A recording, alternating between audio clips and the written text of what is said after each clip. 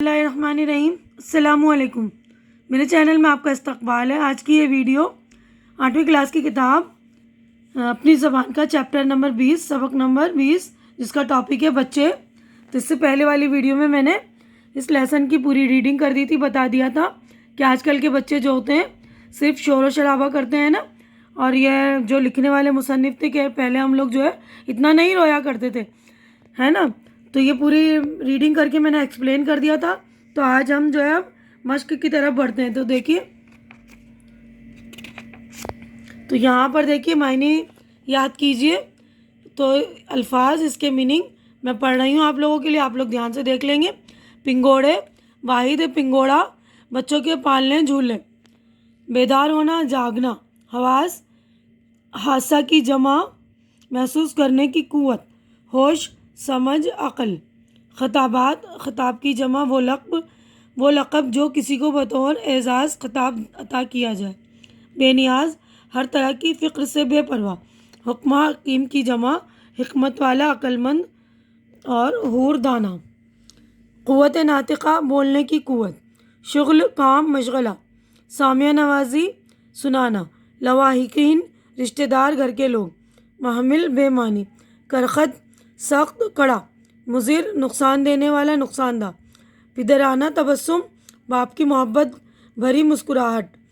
کارآمد، کام کی، فائدہ مند۔ متواتر، لگاتار۔ تو دیکھیے اگلا جو ہے کویشچن، یہاں پر سوچیے اور بتائیے۔ تو یہاں پر ہمارے جو ہے سوالات ہو گئے اسٹارٹ۔ تو میں نے جوابات اس کے لیے جوابات آپ لوگوں کے لیے ریڈی کر دیے اس کے۔ تو آپ لوگ دھیان سے دیکھ لیں گے، دیکھیے گا۔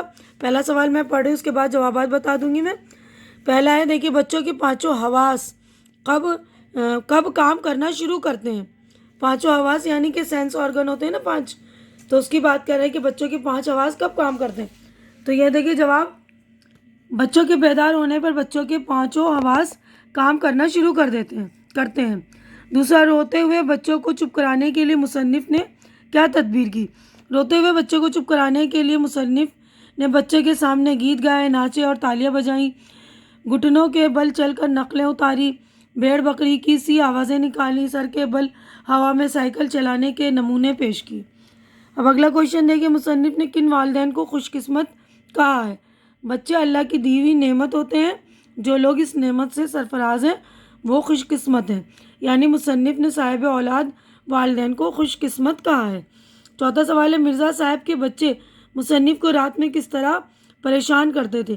مرزا صاحب کے بچے رات میں ناگوار شور و غل اور چیخ پکار کر کے مصنف کو رات میں پریشان کرتے تھے اور ان کی نیند میں رخنہ ڈالتے تھے۔ رخنہ یعنی رکاوٹ۔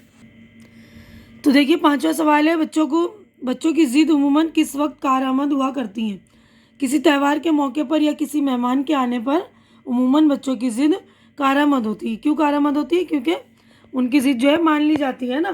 اب اگلا کویشچن ہم دیکھتے ہیں، خالی جگہوں کو صحیح لفظ سے بھریے۔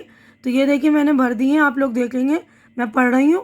مگر میری مراد صرف انسان کے بچوں سے ہے، اس سے بڑھ کر میری صحت کے لیے مضر کوئی اور چیز نہیں۔ ان نغمہ سرا بیٹوں نے میری زندگی حرام کر دی ہے۔ میں اچھی طرح جانتا ہوں یہ وہی نالائق ہے۔ خدا جانے آج کل کے بچے کس قسم کے ہیں۔ اب اگلا کویشچن دیکھیے، تو یہاں پر دیکھیے خدا جانے آج کل کے بچے کس قسم کے ہیں، ٹھیک ہے، کس بھی آئے گا، ٹھیک ہے۔ اب نیچے دیے ہوئے لفظوں کو جملوں میں استعمال کیجیے۔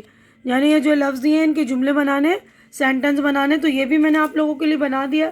تو آپ لوگوں کے لیے میں سب کچھ کر دیتی ہوں، بس آپ لوگ میری حوصلہ افزائی کر دیا کریں، کیونکہ میرا چینل آپ سبسکرائب کریں گے تو میری حوصلہ افزائی ہو جائے گی، اور چینل سبسکرائب کرنا بالکل فری ہے، تو پلیز آپ لوگ میری حوصلہ افزائی کر دیا کریں، ٹھیک ہے۔ تو دیکھیے یہاں پر میں نے جملے بنا دیے آپ لوگوں کے لیے۔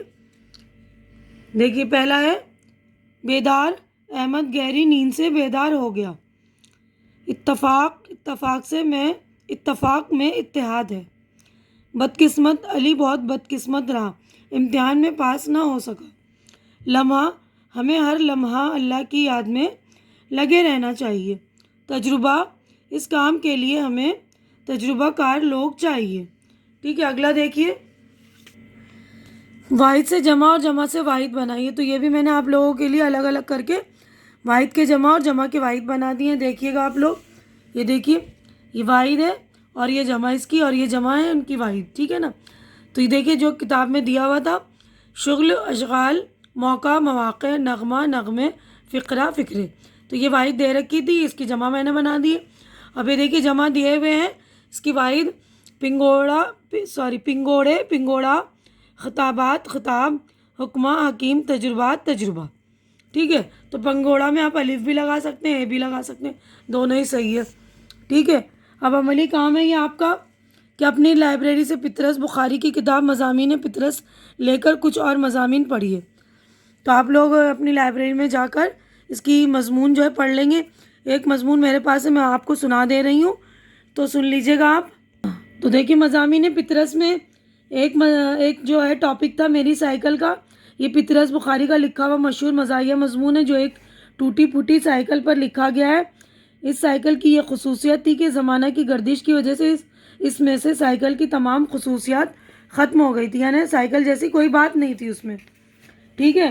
اب اس کے دھروں پر اس قدر میل اور زنگ تھا کہ تیل دینے کے سوراخ بھی ختم ہو گئے. سائیکل ہل اور ہٹ وغیرہ کی ایجادوں سے پہلے بنی ہوئی تھی. سائیکل پر سوار ہونے کے بعد ایسا معلوم ہوا جیسے کوئی مردہ اپنی ہڈیوں کو چٹخا کر اپنی مرضی کے خلاف زندہ ہونے کی کوشش کر رہا ہو. ڈھلان پر پہنچنے کے بعد سائیکل کے مختلف حصوں سے چیں چاں کھٹ کھٹ کھڑ کھڑ چر چر چر کی آوازیں آتی. ایک پہیہ آگے کو جاتا تھا تو جبکہ دوسرا پہیہ گھومنے کے علاوہ جھومتا بھی تھا. جب سائیکل کی رفتار ذرا تیز ہوئی تو سائیکل کی خوفناک آوازوں کو سن کر ماؤں نے اپنے بچوں کو سینے سے لگا لیا. اس قدر تیز رفتاری کی وجہ سے گدی دفتن 6 انچ کے قریب نیچے بیٹھ گئی. 10 قدم چلنے کے بعد گدی اب ہینڈل سے کوئی فٹ بھر اونچی تھی. بمشکل سے 20 قدم چلنے کے بعد معلوم ہوا کہ سائیکل کا اگلا پہیہ بالکل الگ ہو کر لڑکتا ہوا سڑک کے اس پار جا پہنچا, اور باقی سائیکل جو ہے میرے پاس ہے. تو یہ پطرس بخاری کی لکھی ہوئی ایک مضمون سائیکل ہے. آپ لوگ بھی لائبریری میں جا کر ان کے مضامین لے کر پڑھیں گے, بہت ہی مزاحیہ لکھتے ہیں یہ. اب دیکھیے اس کے بعد ہے پڑھیے اور سمجھیے. میں تھکا ہوا ہوں, ٹھیک ہے. وہ کپڑے پہنے ہوئے ہیں, اس کا لکھا ہوا خط میرے پاس ہے. خط کشیدہ یعنی جو انڈر لائن لفظ ہے نا, الفاظ کام کے اثر کو ظاہر کرتے, یعنی جس نے کام کیا اور جس پر کام کا اثر ہوا. وہ کپڑے پہنے ہوئے ہیں, ہے نا. تو کپڑے کو اس نے پہنا تو پہننے کا اثر ہوا نا, جو کام کو اثر کو ظاہر کرتے اسے اس میں مفعول کہتے ہیں. لکھا ہوا خط, تھکا ہوا, اس میں مفعول ہے, ٹھیک ہے نا. لکھا ہوا خط, تھکا ہوا.